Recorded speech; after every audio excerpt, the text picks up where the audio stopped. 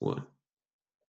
Hello, we are change management consultants for MSOL Law, and this is our initial COVID response plan for the organization. First, let me introduce you to the team. My name is Jason Lanaville, and this course brings me halfway through the program. Because my preferred thinking style is methodical, analytical, and logical from the blue quadrant A, I served as our team's analyst and tried to provide constructive criticism along with potential options. Hello, my name is Ashley Nieves. This is my second class in the MSOL program. For my team, I was the facilitator. I scored highest in the red quadrant because my thinking style is more interpersonal, kinesthetic, and emotional. Hi, my name is Heston Page. This is my first semester in the program.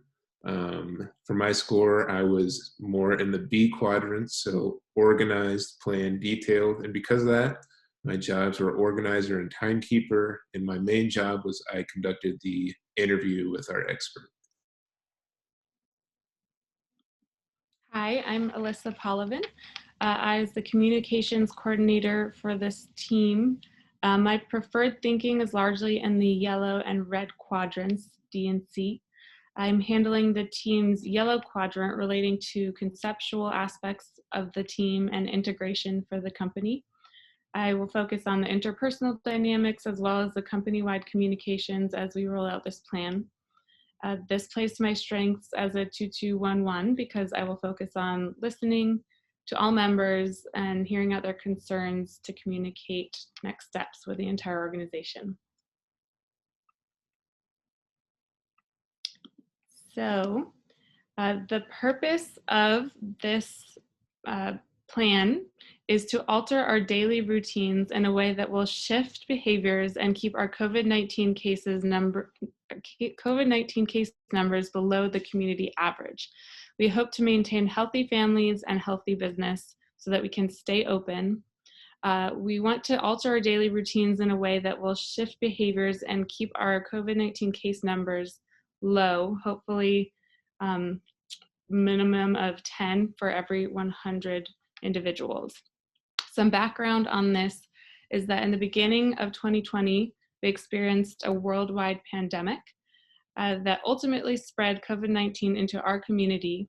And we're hoping to spread this from rapidly moving throughout our staff and are implementing behavior change in order to do so. The summary of the behavior changes that we hope to implement is that upon entrance to the building every day, all employees must wear a mask. If they don't have a mask, we will have one there for them. They will get their temperatures checked to make sure that it is a healthy level before entering the building.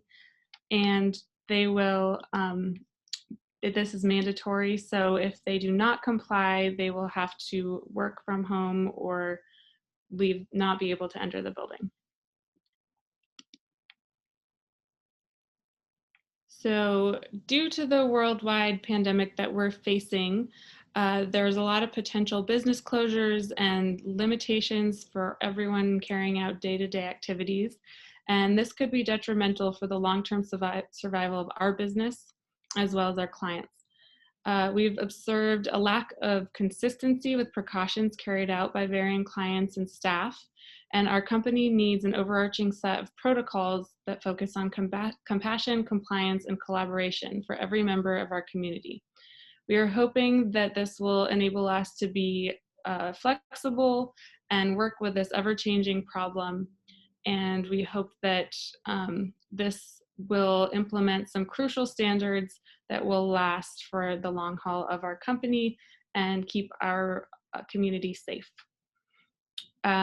So we believe that by implementing these safety measures, we will be able to keep our doors open, our business transactions operating, and our workers employed.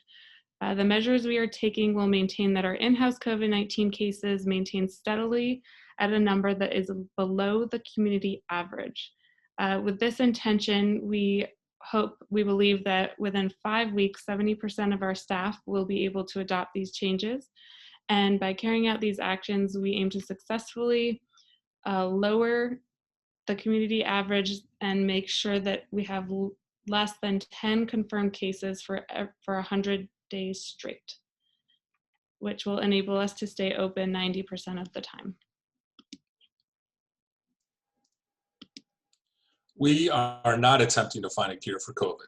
Rather, we are looking to make a much, much smaller change, at least to start, but it's one that will keep our COVID-19 case numbers below the community average and maintain the health of our employees, their families, and our organization.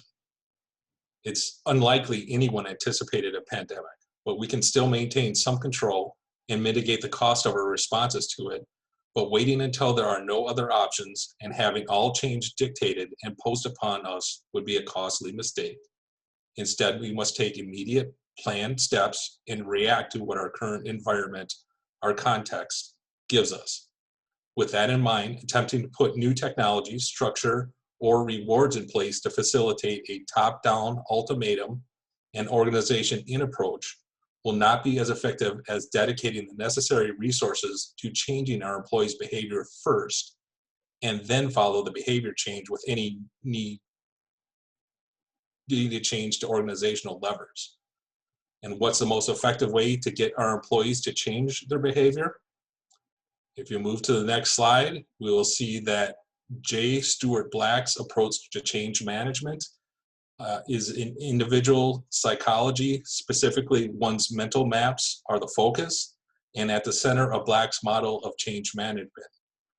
It's leadership's responsibility to aid those impacted by change in overcoming 3 psychological barriers to changing their behavior. The first barrier, a failure to see. It's not that people have eyes that don't see. The problem is a brain that blocks. Employees have their routines and are accustomed to doing their jobs following processes that have been successful for them.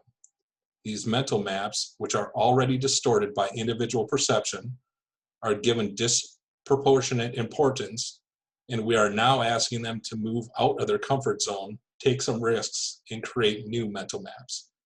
This is going to cause some amount of stress and could elicit resistance to the change, as some will not be able to see any need to change. Why should they, when what they are currently doing is working for them? Proposing reactive change, such as we are, will provide some help getting others to see the need for changes. It doesn't mean everyone will immediately see the need, and by no means does it guarantee success, but it is an advantage nevertheless. The second barrier, a failure to move. A distinction must be made between seeing what you are doing is no longer the right thing to do and seeing what the new right thing to do is. It is here that an individual will not see what the right thing is and for their own psychological safety fail to move towards the change. People will fail to move if the new right thing is not made clear to them. The last barrier, a failure to finish. Change may fail even if one sees the need for change and the new thing to do is clear, because it doesn't go fast enough or far enough to sustain itself. Breaking through each barrier takes psychological energy, and as the initiative wears on, people may just not have anything left to give. They lose sight of where they were going and why. Of course, our goal for the change is 100% acceptance and compliance. However, if we are able to assist 70% of stakeholders through each of the 3 barriers, the change may still effectively move forward. Now, you've seen the barriers to change. If we move to slide 7, we do have some tools available to help break through each barrier to change. First, contrast and confrontation can be used to help individuals see the need for change. High contrast between the old way of doing things and the new way, along with direct confrontation of the needed change, are 2 tools to help others overcome the first barrier and see the need for change. As previously mentioned, framing the change as a reactive response to the pandemic will help others see the need to change because they are already immersed in and experiencing an environment very different from what it was. Champions may gauge employees' ability to see the need for change by directly asking them why they believe the organization is asking for change. Clarity, capabilities, and consequences work to boost motivation and help individuals overcome the barrier to move. To help Others overcome the failure to move. Objectives must be provided with clarity. Resources must be allocated to and expectations managed for new capabilities, and consequences carefully considered. Champions may gauge employees' motivations to change by asking them to relate what is being asked of them, if they believe they have the resources to accomplish a change, and if they understand how making the change or refusing to make it, assuming they see the need, impacts their circumstances. Change champions can help move individuals up the proficiency curve, guide them toward the end goal, and recharge their energy levels. A change champion does not have to be from leadership, and in fact, a champion should be close to the action so they may look for and reinforce positive behavior rather than superb results, and counteract negative consequences of the right behavior with synthetic positive ones. A champion's role is to replenish energy and motivation and shepherd individuals towards the goal.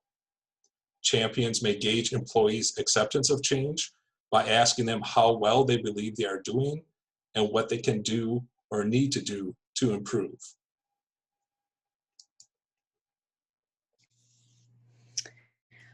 Actions needed to align people. We need a clear vision. Our vision is to create safe and secure environment for our staff, customers, and the community. We need clear success metrics.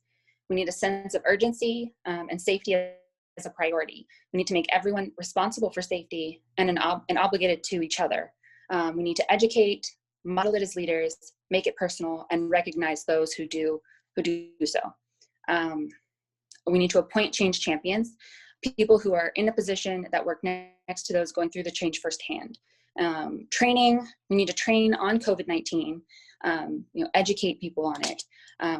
Proper PPE usage, and then how to confront non-compliance. Encourage feedback, and then create a recognition program, such as like a department going 100 days with no cases or reports of contact, and they getting a free lunch or something of that sort. On the next slide, you'll see the gains expected. We want a safer customer experience, a safer environment for employees and customers, greater transparency and accountability. Each employee will know their role and their fight against COVID and how their role affects the organization. We want a unified team, stay in compliance and open for business, increased workloads because we are staying open more or longer than our competitors, a better reputation in the community for safety practices, and safety protocols followed 100%. And then we expect to have less than 10 confirmed cases in employment ranks for 100 days or longer. The next slide is how will change be introduced. We will advertise the goal to employees, sell the problem, provide training, emphasize benefits of the change, listen to feedback, introduce the new policy and protocols, put signage so that it can be visualized in stores or in the firm, team meetings daily. We're going to define the change, implement support structure, so such as an open door policy for concerns or worries. Some incentives would be free testing for employees and an added 10 days of sick leave for quarantine purposes in case of contraction. And we will provide staff with PPE such as N95 masks. On the next slide, how will the planned change be successful? So we'll know the planned change is successful if 100% masks worn by staff and customers, cases in the store are lower than the community average or less than 10 confirmed cases for 100 days straight. We stay open 90% of the time, and 100% of employees are trained on proper PPE usage and how to diplomatically and respectfully confront a customer who is non-compliant. On the next slide, we'll find our major findings, results, and impacts. So we'll see an increase or decrease in cases of workload. More than 10% or higher than the community average will need to enact more training, exaggerate or emphasize the importance of the following guidelines, reward those who do or use positive reinforcement for those who do not, anticipate people who will refuse to wear a mask. We will redirect them and provide them with a mask, or anticipate people who cannot wear a mask due to medical issues, which will then offer Zoom meetings. Intervention. So business intervention is the strategy or approach used in the business to affect change within the intervention. There are 3 barriers we as an organization must overcome, which are failure to see, failure to move, and failure to finish. On the next slide, the failure to see intervention. We will create a visual representation to communicate differences between new and old behaviors, so such as creating videos on the importance of wearing masks due to COVID and the company goals. Create inescapable experience through mock or practice interactions with customers, training them on proper PPE usage, confrontation strategies to implement with dealing with non-compliant customers. The failure to move intervention, so quote from Black, is people would rather be competent at the wrong thing than incompetent at the right thing. So we as an organization must motivate movement by having a clear and simplified vision, creating a path of capability, and having positive consequences. So we need to make sure employees have the right tools and skills for the new behavior change. Training, coaching, education on COVID, and having information readily available for our employees. Positive reinforcements such as non-monetary rewards and that are immediate and consistent. So example would be a department goes so many days, so we said 100 days with no COVID reports and they get a free celebration luncheon, or an employee tactfully handles a non-compliant customer and they are praised for their using their training methods. The failure to finish intervention, our organization, we need to create a map of the territory to guide employees over the finish line and past the points of exhaustion by focusing on correct efforts, listening to feedback, and leading by example. We want to have 2 change champions close to the action in each department. They will focus on the correct efforts and producing synthetic positive consequences. Listening to feedback and charting progress to communicate back to the employees the progress they are making. Coaching to ensure follow through and with behavioral changes, and have the firm leaders make their presence known and lead by example, such as them using proper PPE, using it correctly, and having 100% compliance when they're in the building.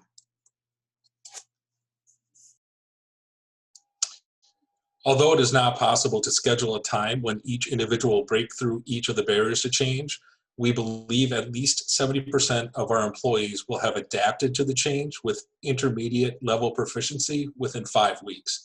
I'd like to highlight that in week 4, we plan to have a 1-week pilot, which will allow us to better evaluate organizational preparedness and then make any necessary adjustments during that final week 5. There are some requirements for this project. If we move to slide 18. Without knowing how long our safety measures must be in place, we've estimated 200 spare masks should last approximately 4 months, considering our number of employees and amount of traffic into the building. Likewise, we estimate 100 test kits will be enough tests for each of our employees once a week for 1 month. The COVID PTO bank should be separate from and in addition to our standard PTO offering, and should be utilized for employees to recover from illness or care for family members who become ill themselves. There will be no need to hire additional personnel. However, we do recommend a stipend be paid to those employees charged with the additional responsibility of monitoring the entrances and enforcing our new policies. We also require programs to recognize efforts to change behavior rather than to reward performance. These are going to be crucial to the success of this program, particularly in the early stages.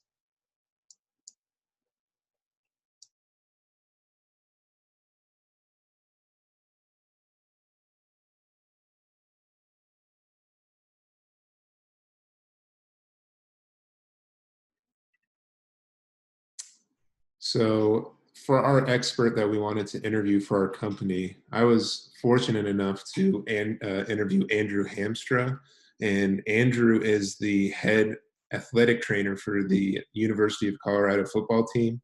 And Andrew is really an expert on COVID in his own right, because with the COVID outbreak, he's had to take on a lot of extra responsibilities with his own job.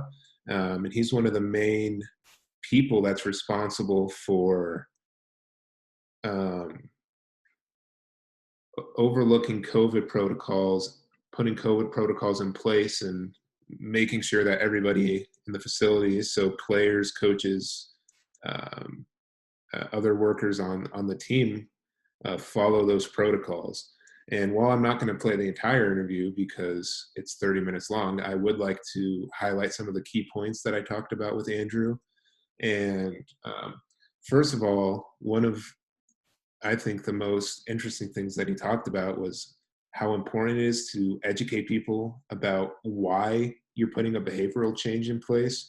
So he talked about within the football team, he had to do a lot of work educating the players to wear their masks during workouts and to take proper COVID precautions that he put in place. And he also had to educate his staff and the coaches about why this change is necessary and the best way to go about the change in protocols that he put in place. Second, another thing I talked to him about was how it's worked for him to explain these different behavioral changes from a loving background. So he talked about whenever he tries to explain why he does certain things, even if a player or a coach or somebody on the staff might not like whatever he's doing, he always explains to them he's not doing it because he doesn't like them. He's actually doing it because he's coming from a place of love. He cares about them, and he knows that these behavioral changes that he puts in place will benefit not only them, but the team. So I thought that was another thing that we can implement with our behavioral change. And then lastly, I just wanted to explain another reason why I chose to interview Andrew as our expert. So the Colorado football team uses its own behavioral changes to help lower the spread of COVID-19 that we're also planning on using, such as wearing masks, restricting areas where people can enter the building, and so on. And the Colorado football team has found a lot of success with the behavioral changes that they've put in place. Among the Pac-12 football programs, the CU football program is actually one of the most successful or has the lowest amount of cases in the entire Pac-12.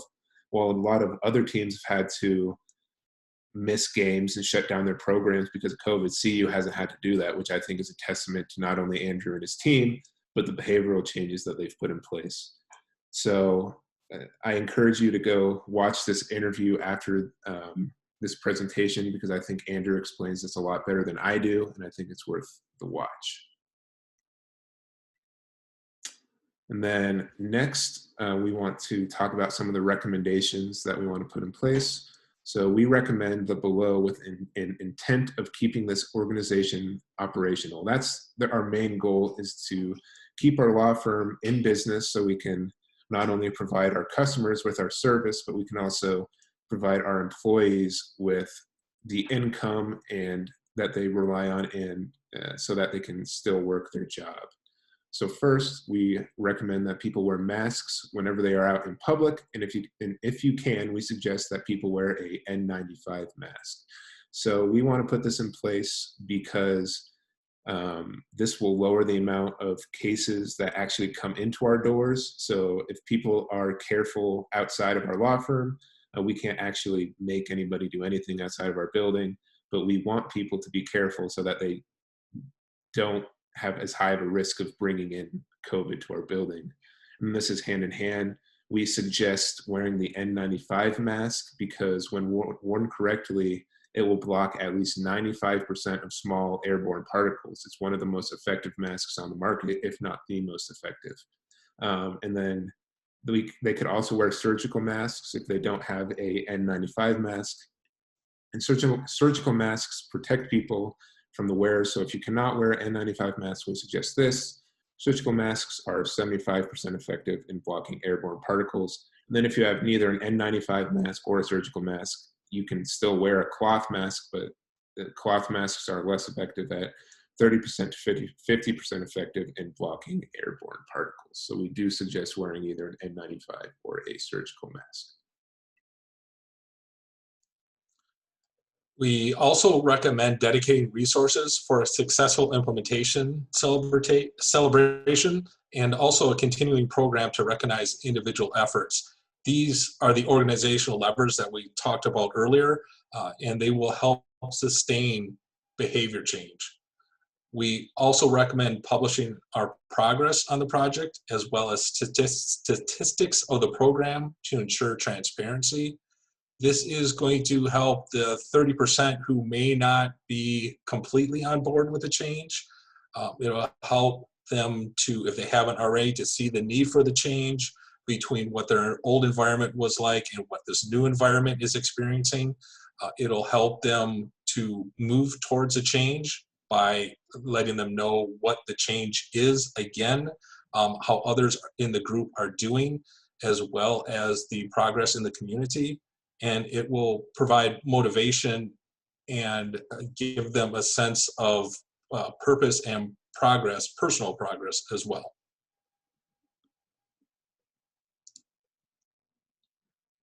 We also encourage leadership to focus on positive behaviors and successes to boost morale. This will incentivize team members to stick with the changes and feel like they are, once again, making progress and have a sense of unity and just stay positive throughout some challenging times. We recommend purchasing 2 digital thermometers for each point of entry, a total of 2, and 2 backups. This will ensure that we can maintain these changes and stick to our protocols without having to get more supplies as we go. We also recommend that at least 1/3 of those ill with COVID have presented with fevers. So this is something that we want to make sure that we look at, because it is why our temperature taking protocol is not necessarily going to be all inclusive or all telling if someone has COVID or not. This is just something that we want to recommend all of our personnel maintain an awareness of, that it's something we're doing, but it won't be a tell-all if people have COVID or not. So we'd like to thank you for listening, and we'd like to emphasize one last time that we want to put these behavioral changes in place because we want to protect our customers, we want to protect our employees, and we want to stay in business. And hopefully we can get over this pandemic soon and go back to normal. And we'll just leave you with our reference pages so that you know all of the quotes that we use and where we got all of our information. So thanks for listening, everyone.